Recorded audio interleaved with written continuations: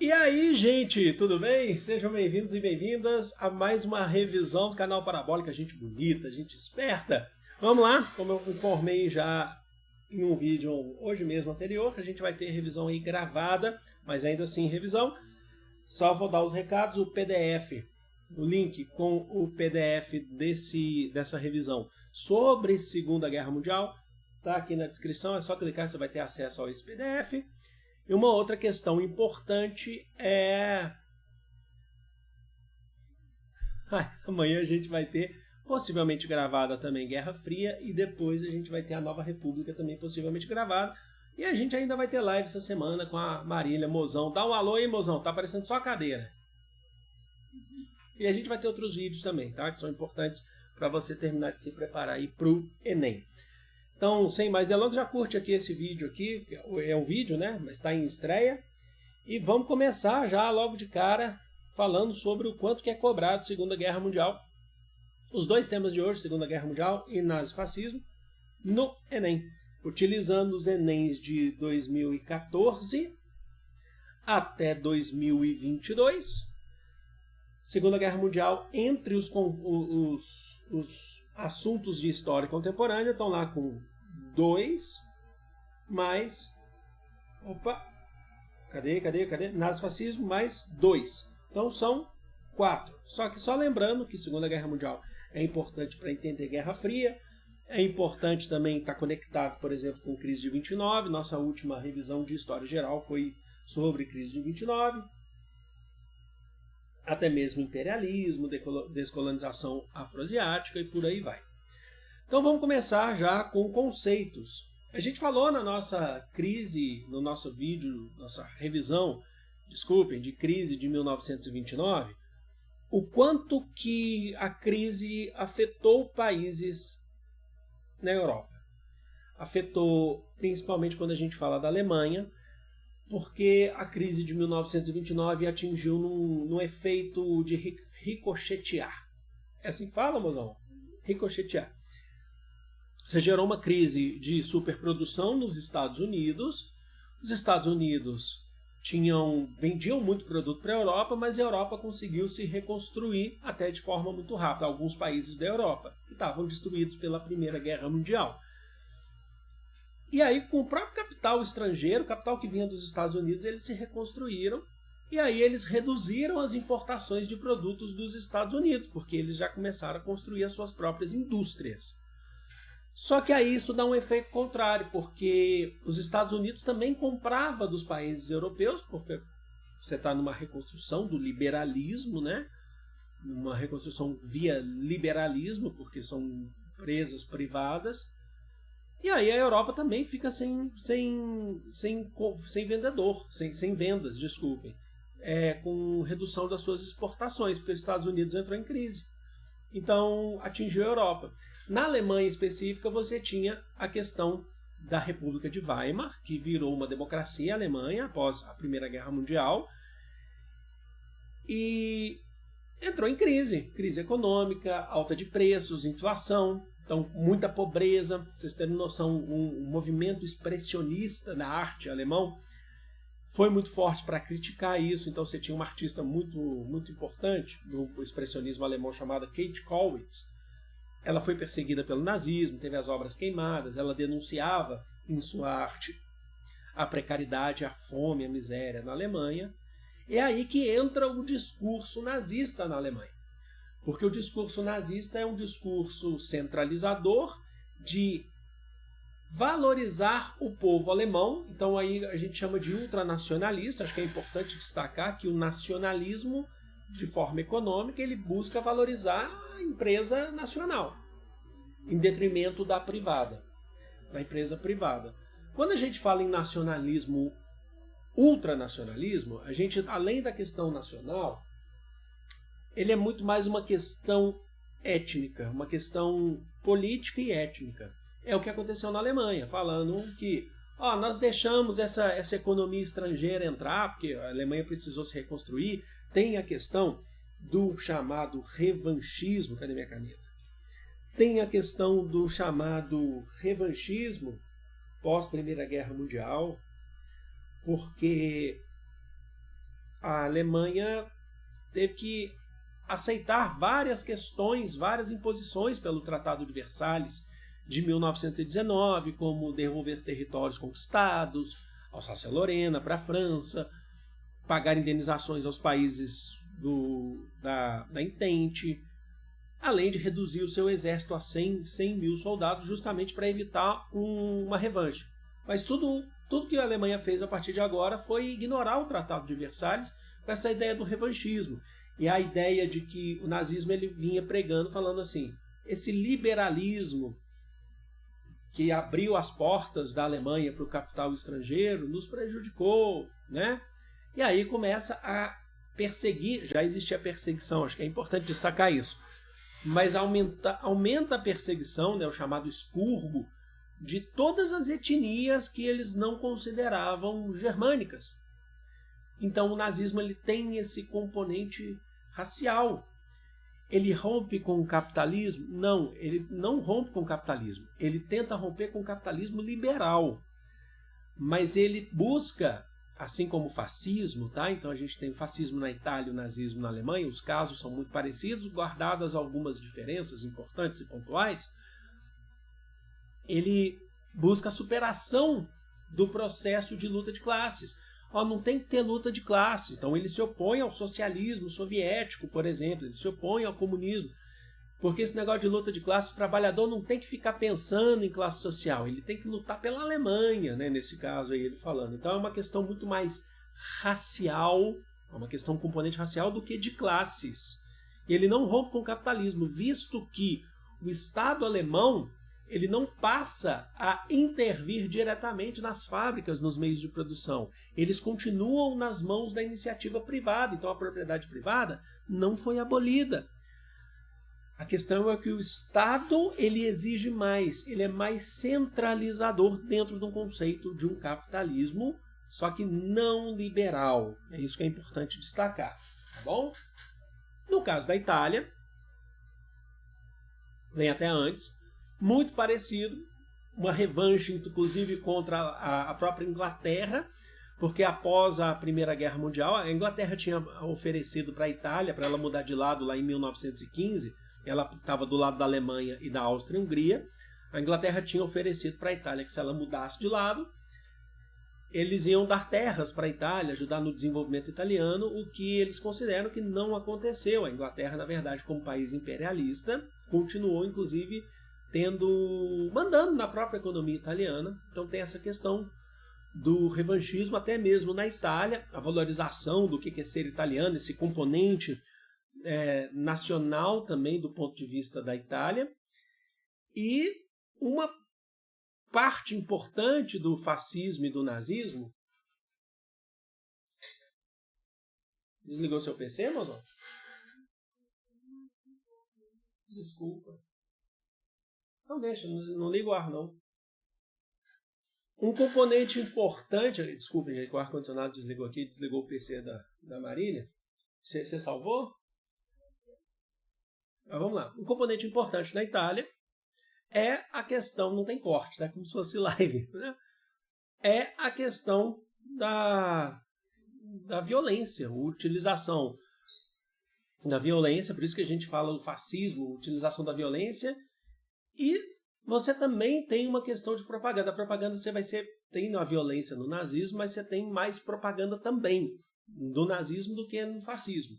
Os dois são movimentos fascistas, então a gente chama de nazi-fascista, porque a origem é no fascismo, tá bom? E é por conta disso, é justamente por conta dessas questões, que a gente tem um dos primeiros pontos para iniciar o segundo conflito, ou a Segunda Grande Guerra Mundial. Vamos passando aqui então, que agora a gente já entra na Segunda Guerra. Tendo em vista a chegada do poder do nazismo com Adolf Hitler na Alemanha e a chegada do poder do fascismo com o Benito Mussolini. A Segunda Guerra Mundial, vou dar os parâmetros aqui para vocês, resultou em cerca de 80 milhões de mortos. Olha lá, como eu falei, a questão do revanchismo alemão após as condições impostas pelo Tratado de Versalhes, de 1919, e as rivalidades com a União Soviética e os Estados Unidos, além de Inglaterra e por aí vai.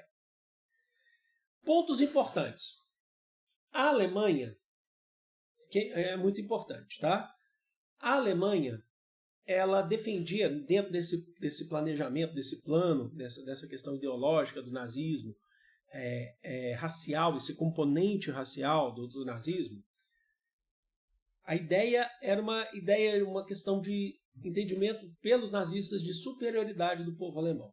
Então, eles são superiores e todos os outros povos que são inferiores ou devem ser escravizados ou devem ser aniquilados. E onde tiverem povos que os alemães vão considerar que são povos irmãos, que são da mesma origem racial, étnico-racial, eles precisam conquistar e anexar.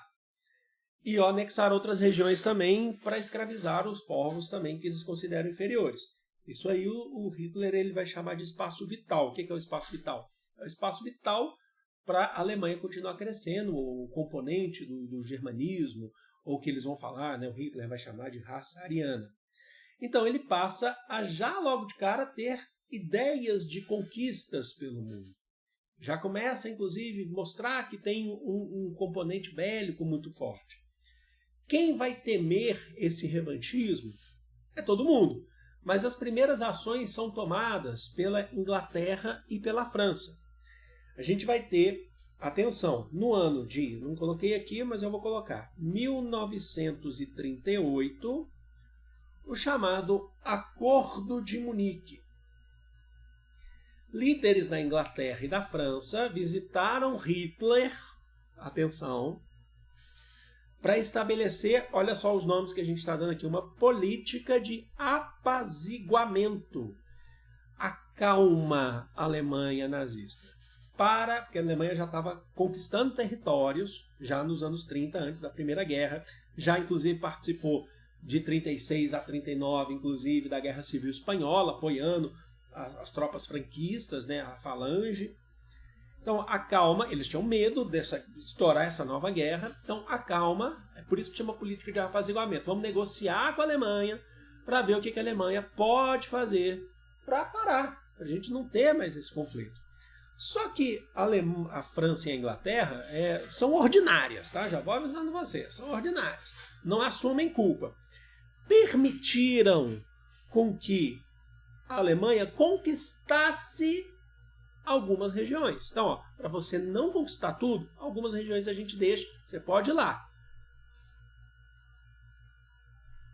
Então, por exemplo, a gente tem uma parte da Tchecoslováquia, existia a Tchecoslováquia, né? Mas que são a região dos Sudetos, região montanhosa da Tchecoslováquia, atual República Tcheca, tem mudanças, né, no mapa, mas é uma região onde o Hitler dizia que existiam arianos, né?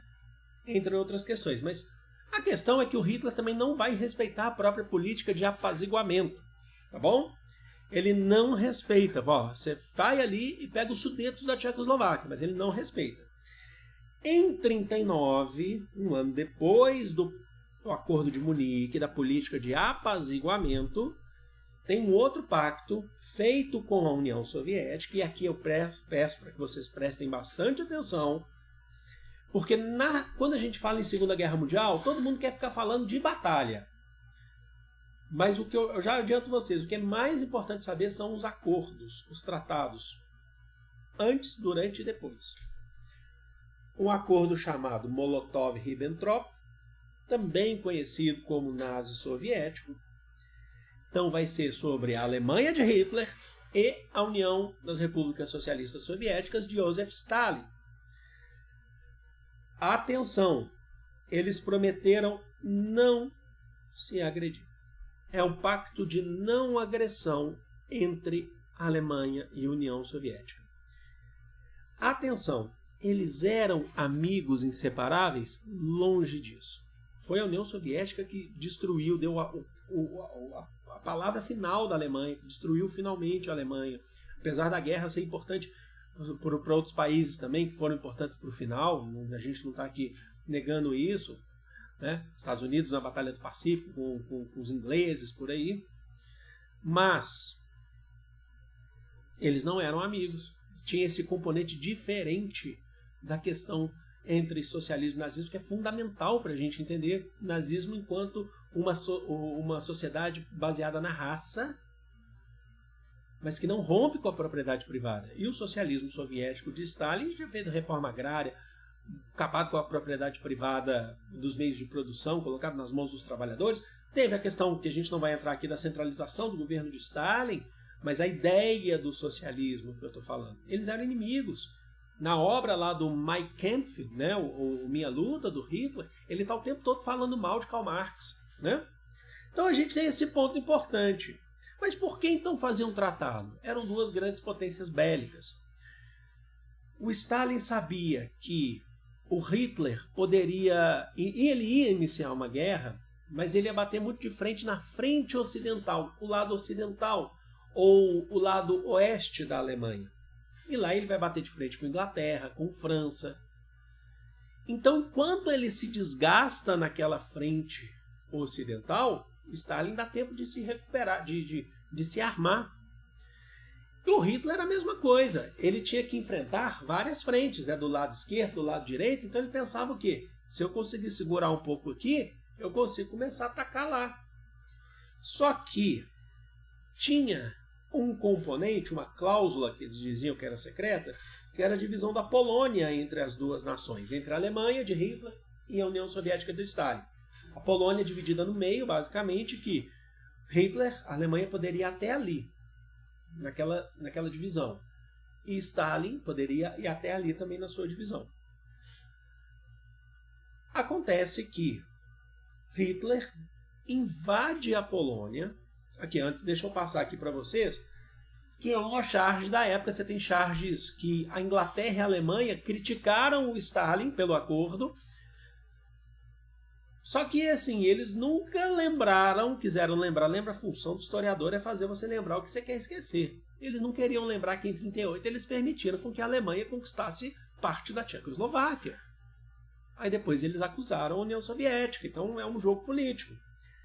O Hitler lá, com um acordo nas mãos, e um punhal, uma espada, né, uma faca atrás também, soa piada. Ninguém conhece as nossas reais intenções, hein? E o Stalin também com um acordo. Na verdade, é um mapa da Polônia e um punhal falando. É verdade, nem nós. Porque assim, se você vai lá e chega na tua parte. Se você avança do limite da Polônia, eu te ataco. Certo? Já vou dar spoiler aqui da aula, que não é spoiler da matéria. O Hitler avança da parte dele. Mas enfim, vamos seguindo. Em setembro de 1939, é muito tranquilo, tá? Para entender essa base. A Alemanha invade a Polônia, ainda que seja a parte dela, que ela tinha definido, que dela não era, né? Mas Inglaterra e França repudiam. Já se declaram guerra contra a Alemanha, falando, ó, a gente falou lá no acordo que era só Tchecoslováquia. Você desfez o acordo de Munique através desse acordo no Molotov-Ribbentrop. Na verdade, sempre acusando o Stalin, mas era uma questão de estratégica, não eram aliados, longe de serem aliados. Então a gente inicia, a partir desse processo, é aquele pontapé para iniciar a guerra. Aí se formam as chamadas políticas de alianças. Lembrando que isso aqui é uma revisão, mas tem vídeo de um monte de coisa aqui de guerra no canal. Você desligou, mozão? Hã? Vou desligar ele, peraí. Ó, mozão, deixa eu desligar. É porque o ar não tá dando conta, tá desligando, tá no mesmo filtro de linha. Tá desligando lá. Vamos lá. De um lado, os aliados, a gente vai ter, apesar dessas divergências entre o mundo capitalista, Inglaterra, França e os Estados Unidos, que vai entrar na guerra depois, com a União Soviética, todos eles estavam contra a Alemanha. Então, Inglaterra, França, União Soviética e, posteriormente, os Estados Unidos. E do outro, a formação do eixo, que, na verdade, é até anterior em alguns pontos. Por exemplo, o eixo, quando você tinha o pacto Roma-Berlim, ele já é até anterior à guerra. Então, eles estão colocando em prática as suas alianças. Alemanha, Itália, nazifascismo, e o Japão, que tinha planos de conquistas territoriais também, por conta de outros conflitos, de outras questões, ele também se aliou à Alemanha. Essa primeira parte da guerra, a gente costuma dizer que a Alemanha teve um sucesso maior, principalmente por conta das Blitzkrieg. As Blitzkrieg eram as chamadas guerras relâmpagos. Os alemães eles atacavam de surpresa. Você tinha ataques aéreos, como eu falei, o poder bélico alemão era forte. Você tem, então, essa questão do preparo dos soldados, a fetamina, né? Metafetamina, que os soldados, inclusive, para ficarem acordados e ligados, tomavam, né? Os soldados alemães, isso era imposto, né? Do lado, então, ocidental, a Alemanha invade a França e a França resiste. A Alemanha não consegue tomar a França inteira. Mas a França, então, é dividida em duas partes. Daqui a pouco eu mostro um mapinha, fica mais fácil para vocês. Mozão, tá tudo bem? Tira o cabo do ar-condicionado.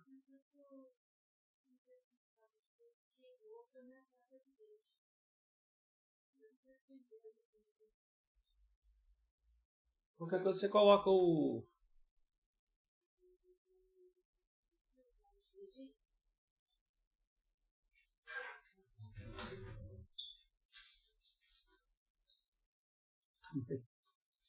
Se quiser ligar direto no modem, você consegue. Mas vamos lá. Divide-se a França em colaboracionista, que é a França que passa a colaborar com a Alemanha, e a França livre, aquela que se opõe à Alemanha, que está reduzindo a cada momento. Além do que, os franceses da França livre eles buscam muito apoio na Inglaterra. Muitos ali fugiram para a Inglaterra, tentando treinamento, para tentar lutar contra a Alemanha. Do lado oriental, a Alemanha invade a União das Repúblicas Socialistas Soviéticas, ou seja, também não valia nada de acordo Molotov-Ribbentrop. Em 1941, através de uma operação chamada Operação Barbarossa, e o Exército Vermelho, o Exército Soviético, que era muito bem treinado e tinha um poderio bélico forte, ele consegue resistir por muito tempo. E aí um destaque, tem várias batalhas, tá? Em Moscou você tem batalha. Um dos grandes destaques que a gente tem é a chamada Batalha de Stalingrado, que acontece entre 42 e 43, e ela é fundamental para o fim da Segunda Guerra Mundial, porque a União Soviética resiste. Os alemães eles não estavam tão preparados assim com a continuidade desse conflito, porque eles acreditavam que eles poderiam tomar a União Soviética na Guerra Relâmpago, muito rápida, mas os soviéticos resistiram. Veio o famoso General Inverno, que Napoleão, por exemplo, conhecia muito bem, e Hitler estava sendo apresentado, o frio, mas mais que isso, existia um elemento patriótico do lado da União Soviética, um elemento desse contexto do socialismo que fez com que a União Soviética conseguisse derrotar a Alemanha na Batalha de Stalingrado, para depois atacar a Alemanha. Só um minuto. Ligou, mozão? Não, meu carro que... Queimou? Desculpa, viu? Não, aí eu pus o seu não. Pode deixar ligado. Não, a questão vai cair de novo. Deixa. Tá bom? Então vamos lá, vamos dando sequência aqui, como eu falei para vocês, é uma revisão. Aqui a gente tem um mapa que mostra esses elementos aqui extremamente importantes. Desculpem, gente, às vezes a gente tem questões aqui a resolver, tá bom? Então aqui a gente tem as questões da conquista da Alemanha e seus aliados. Então a Alemanha está aqui, né, o chamado Terceiro Reich, o Terceiro Império Alemão. Reparem que eles atacam a Grã-Bretanha, mas eles não conseguem invadir, principalmente porque a invasão deveria ser por mar. E a Marinha Britânica conseguia fortalecer o Canal da Mancha para evitar invasões. Eles atacavam por céu, certo? Mas invadir eles não conseguiram.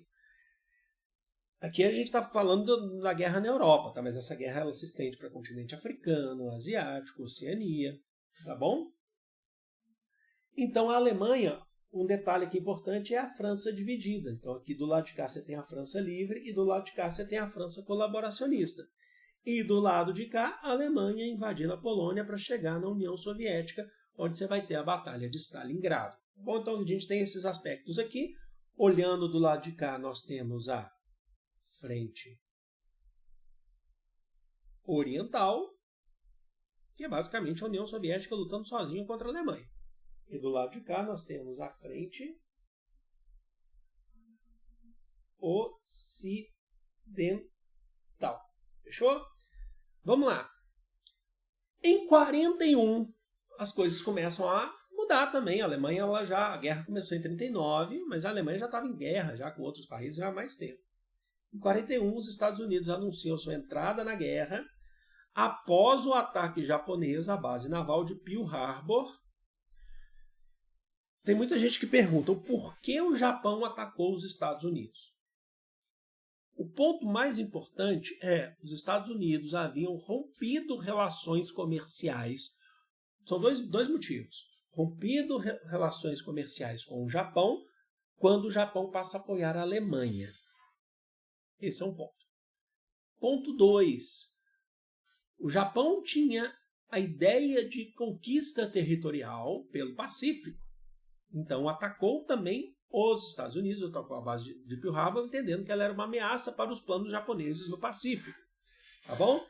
Então os Estados Unidos ele queria entrar na guerra. Se vocês assistiram a nossa aula de crise de 29, os Estados Unidos têm uma estratégia de esperar o conflito se desenvolver um pouco mais, as nações meio que quebrarem, os exércitos ficarem um pouco mais debilitados para depois ele entrar. Ele não entra logo de cara, ele mantém uma postura neutra entre muitas aspas, até então, mas ele já se organizava, inclusive na própria América, com contatos inclusive com o Brasil, e ele aguarda para depois entrar como uma grande força. Entendeu? É uma estratégia dos Estados Unidos, e se vocês assistiram à crise de 29, a guerra vinha muito bem a calhar para os Estados Unidos. Porque não sendo uma guerra em território solo estadunidense, apesar do ataque a Pearl Harbor que é no Pacífico, não é em América continental, melhor dizendo, Estados Unidos continental, o que acontece? Você vai ter a destruição dos países de novo, e lá, de novo, como aconteceu na Primeira Guerra Mundial, a ideia é, vou contribuir economicamente para vocês se reconstruírem. Entendeu? É uma estratégia, mas isso é uma estratégia imperialista até. Pois bem, os Estados Unidos entram na guerra, você tem a entrada do Brasil também. Inicia-se, os Estados Unidos entram na guerra no Pacífico, né, para atacar o Japão. E também na Europa, inicia-se a chamada Operação Overlord. A Operação Overlord é o famoso Dia D, que acontece lá em 1944. Quando os aliados eles tentam entrar na França, a França colaboracionista, tentam não, eles conseguem através dos fuzileiros navais, através dos paraquedistas. Tem uma série muito bacana sobre isso chamada Band of Brothers, que é o Irmãos de Guerra, uma série do Spielberg e da série da HBO, do Spielberg e do Tom Hanks. E você tem também uma outra série que é irmã dessa, que também é do Spielberg e Tom Hanks, que é o The Pacific, que são os fuzileiros navais dos Estados Unidos contra o Japão. The Pacific ou Band of Brothers é uma das melhores? As duas são sensacionais, você tem inclusive depoimento dos sobreviventes, né? São séries bem fortes, inclusive. Eu acho a The Pacific mais forte. A questão contra o Japão, inclusive mostra todo um componente racial, você percebe? Quando os Estados Unidos eles ironizam, né, os japoneses, inclusive isso é pejorativo, chamar o japonês, né, de japa, é que eles tentavam falar, vocês são todos iguais, tudo japa, tal. Você tinha esse componente, inclusive, racial do próprio Estados Unidos dentro da Segunda Guerra Mundial. Tá? Nossa, mas também mostra o quanto que o exército japonês era cruel. O exército japonês era muito cruel, logicamente. Com a própria população, quando eles invadiam os territórios ali orientais. Isso. Exatamente. O exército japonês ele tinha essa pegada também de crueldade muito forte. Agora, filmes é o que a gente mais tem também, né? Tem um filme que é fantástico, não sei se você já viu esse, Mozão, que chama Little Boy. Não. Little Boy é o nome de uma das bombas, não é? Não sei. Se se eu não me engano. Peraí, deixa eu até pegar aqui. Se eu não me engano, é um dos nomes das bombas. Deixa eu ver. É que às vezes eu confundo, tá?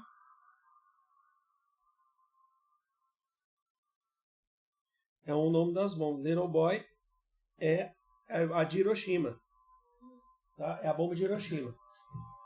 Por que eu tô falando isso? Esse filme é muito, muito forte também. É um filme de um menino nos Estados Unidos, se não me engano, o irmão mais velho, ou a pessoa que ele admirava vai para a guerra. Ele é uma criança. Né? Eu acho que o pessoal chamava ele de Little Boy. Tinha na Netflix há muito tempo. E tinha um senhor na cidade dele, que era um comerciante, que era japonês. E todo mundo menosprezava ele por conta da guerra, Estados Unidos na guerra.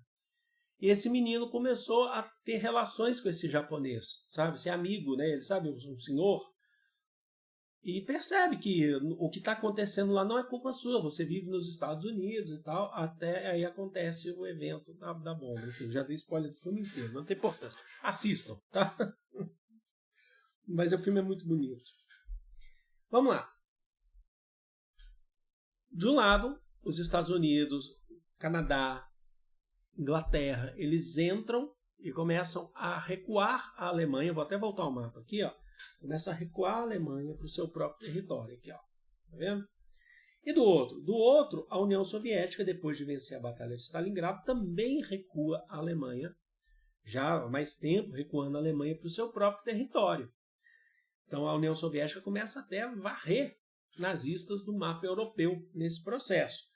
O que gera, no final, a chamada, em 1945, a chamada Batalha de Berlim, que é a batalha, o último reduto dos nazistas era Berlim. A Alemanha se rende para a União Soviética, Hitler possivelmente se matou nesse processo, e a União Soviética sai como a que derrotou a Alemanha nessa guerra.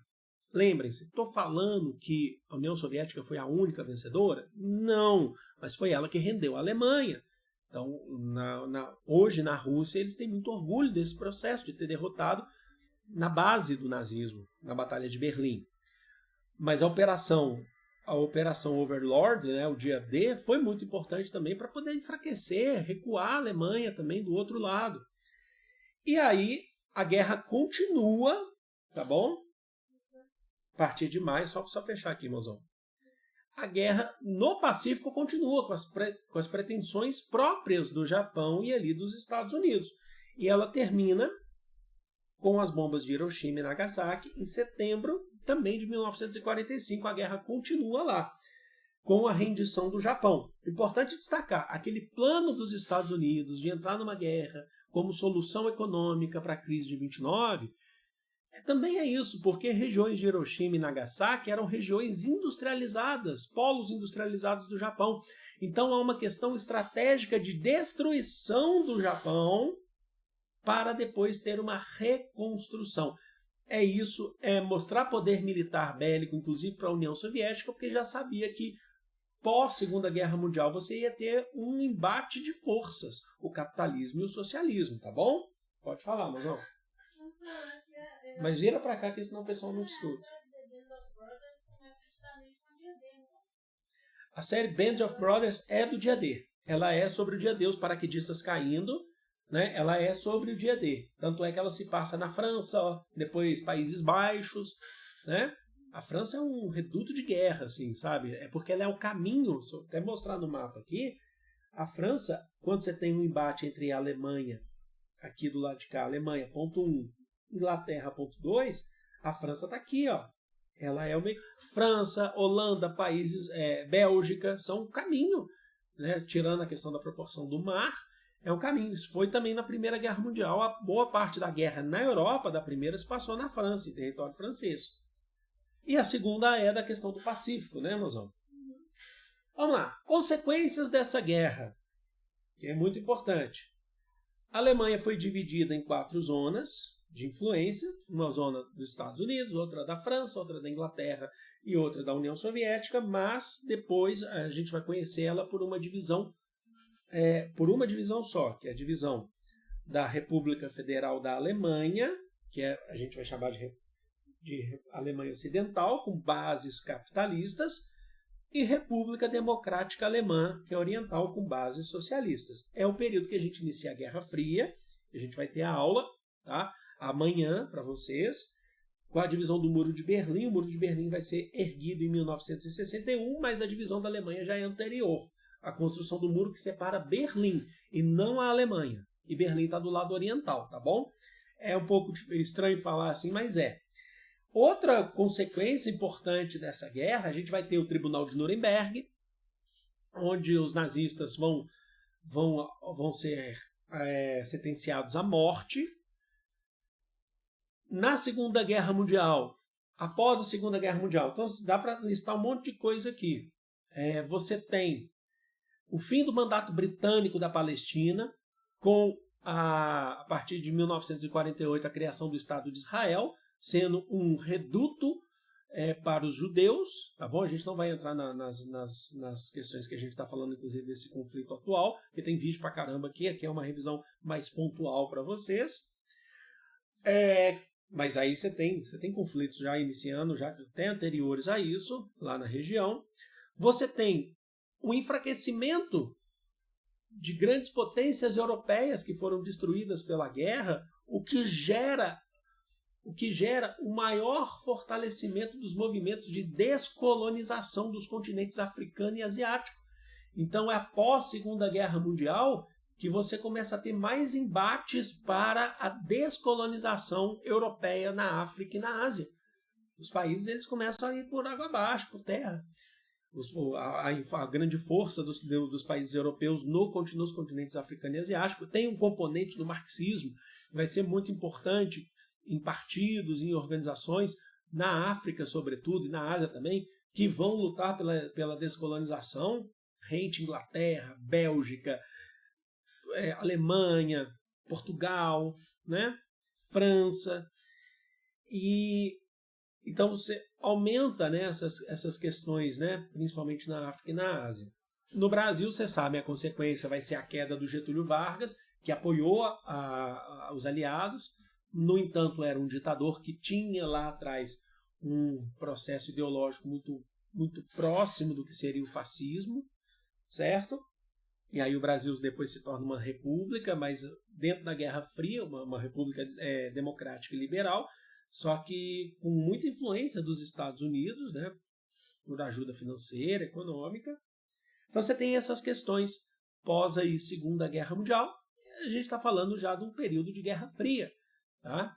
Que é o período de uma tensão entre uma grande guerra agora entre União das Repúblicas Socialistas Soviéticas e Estados Unidos, uma tensão inclusive de uma hecatombe nuclear, uma guerra nuclear. Dito isso, vamos para as questões, logicamente. Vamos fazer questões aqui sobre o assunto. Enem 2019. Essa atmosfera de loucura e irrealidade, criada pela aparente ausência de propósitos, é a verdadeira cortina de ferro que esconde os olhos do mundo todas as formas de campos de concentração. Vistos de fora, os campos e o que nele acontece só podem ser descritos com imagens extraterrenas, como se a vida neles fosse separada das finalidades do mundo. Mais que o arame farpado, é a irrealidade dos detentos que ele confina. Eu estou falando dos campos de concentração, que provoca uma crueldade tão incrível que termina levando à aceitação do extermínio como solução perfeitamente normal.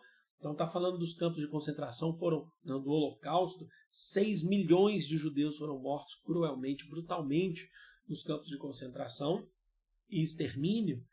E a Hannah Arendt, em sua obra As Origens do Totalitarismo, tem vídeo aqui no canal, vários vídeos sobre essa obra no canal, e a gente faz um estudo dessa obra. A Hannah Arendt era uma judia que se exilou nos Estados Unidos, inclusive participou dos processos, inclusive relatou os processos depois de condenação dos nazistas e tal. Tem uma outra obra dela muito importante que é o Eichmann em Jerusalém. E se falta fazer aqui uma referência aqui no canal, como é que fala? Um estudo dessa obra também. A gente tem destrinchando todinho as origens do totalitarismo. Mas vamos lá. A partir da análise da autora, no encontro das temporalidades históricas, evidencia-se uma crítica à naturalização do quê? Está se criticando a naturalização do quê? Aqui no final, só para relatar, ela fala que a solução perfeitamente normal. Ó, mais que arame farpado é a irrealidade dos elementos que se confina que provoca uma crueldade tão incrível que termina levando à aceitação do extermínio como solução perfeitamente normal. Ela critica a naturalização do quê? Do ideário nacional, que legitima as desigualdades sociais, alienação ideológica, que justifica as ações individuais, cosmologia religiosa, que sustenta as tradições hierárquicas, segregação humana, que fundamenta os projetos biopolíticos, enquadramento cultural, que favorece os comportamentos punitivos. Já vou jogar logo de cara aqui a resposta para vocês. Alternativa D de dado. Há uma segregação humana. Você cria um campo de concentração de pessoas. Ficam dentro de uma grade, de uma cerca, sofrendo, trabalhando como pessoas escravizadas, esperando a hora da morte. Uma hora vão morrer. Então, isso é um projeto biopolítico. Vamos lembrar lá da obra do Foucault, quando ele fala lá na história da sexualidade, entre outras obras, o Foucault vai lá e fala assim, a gente teve revisão recente disso, inclusive ao vivo, sobre a biopolítica, o controle do Estado sobre a vida das pessoas, de maneira bem geral, aqui trazendo para vocês. O nazismo tinha um controle biopolítico das pessoas, não só de judeus, mas a gente conhece mais, fica falando mais, a gente conhece mais os casos de judeus, porque afinal de contas foram 6 milhões de pessoas brutalmente assassinadas. Tá bom? Então há uma segregação humana. Tá bom? Vamos passar para a próxima. Enem PPL 2018.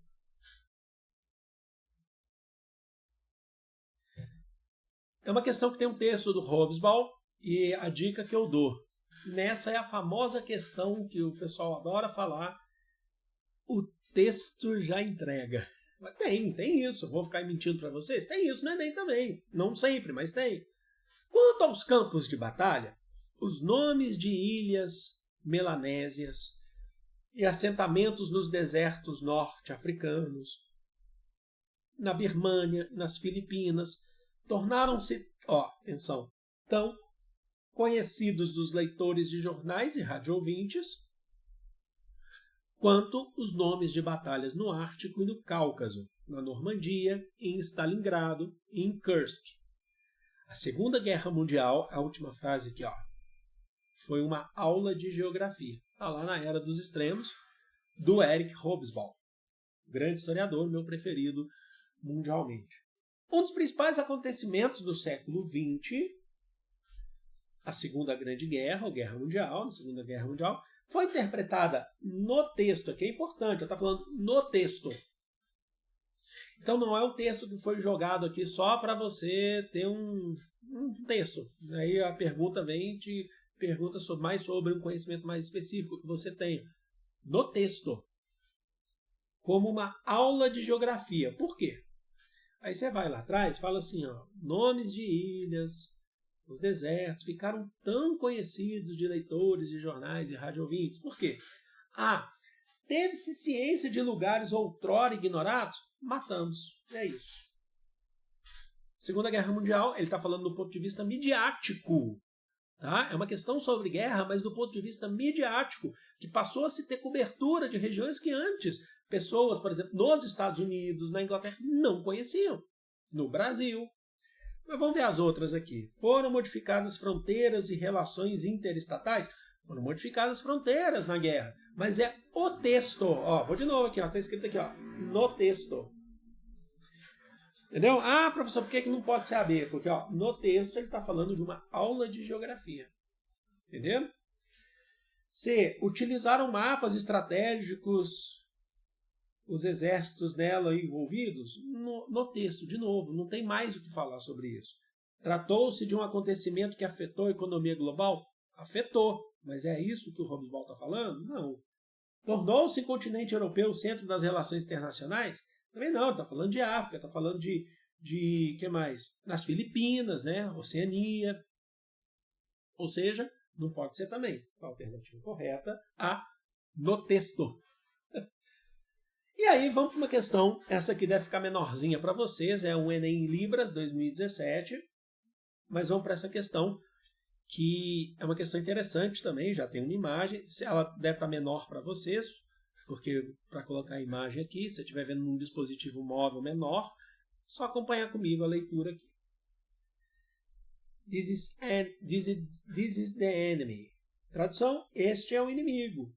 Cartaz da Segunda Guerra Mundial, autoria anônima. Mas você já percebe que há um soldado japonês aqui. Certo? Esse é o inimigo. Né? Produzido e divulgado nos Estados Unidos durante a Segunda Guerra Mundial, o cartaz tinha o objetivo político de... Então ele está falando, quem que é o inimigo? Quem que é o inimigo? The enemy. O japonês. Inclusive a caricatura do japonês aqui, né, como um ser sombrio, macabro. O objetivo político dessa charge é promover o término do conflito? Não. Está querendo, na verdade, justificar o início do conflito. Justificar o extermínio de judeus? Não, porque é um japonês. C. Difundir o sentimento xenofóbico? Xenofobia. Vamos lá. Aversão. Aversão é com S só, mozão?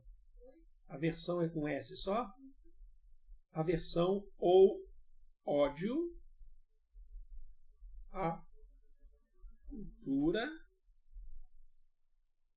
Não é só estrangeira. Aqui a gente vai trabalhar como estrangeira. Mas não é só estrangeira. Pode ser a cultura diferente da sua, tá? Nesse caso aqui a gente está trabalhando com a estrangeira. Reforçar o revanchismo dos derrotados. Tem nada de revanchismo aqui, gente. Enfraquecer o nacionalismo exacerbado. Não está querendo enfraquecer o nacionalismo. A alternativa correta é C. Difundir um sentimento xenofóbico. Como eu falei para vocês, há um processo de caricatura do japonês. A gente deu exemplos aqui na aula do filme que eu falei para vocês. O Little Boy. A gente falou da série, além do Band of Brothers, o The Pacific, que eu falei para vocês que os Estados Unidos, os soldados fuzileiros navais dos Estados Unidos, eles chamavam e eles riam dos japoneses. A gente tem a parte, sim, dos japoneses, da crueldade, mas eles chamavam os japoneses de japas, assim, como uma forma também preconceituosa, porque para eles todo mundo era japa, se fosse soldado ou não, se fossem civis, japa no sentido muito pejorativo. Então fica inclusive a dica para você, além da aula de se preparar para o Enem, fica a dica para você tomar cuidado com apelidos, que às vezes você está achando que é um apelido muito comum, mas você está sendo preconceituoso sem saber com esse apelido, tá bom? Tirando os casos que às vezes o próprio amiguinho, né, o próprio coleguinha, ele mesmo se denomina, tal, se apresenta assim, mas cuidado com isso mesmo assim, tá bom? Então é isso, gente. Foi uma revisão rápida até, né? Como eu falei para vocês no vídeo anterior, a gente está com bastante tarefa aqui para essa semana, e as outras semanas a gente continua fazendo trabalho também, mesmo após a prova aí. E é isso. Vou ficando por aqui. Dá tchau aí, mozão. Obrigado pela contribuição. O mozão tá lá preparando conteúdo. Amo vocês, gente. Espero que vocês tenham gostado de coração dessa revisão. Tchau.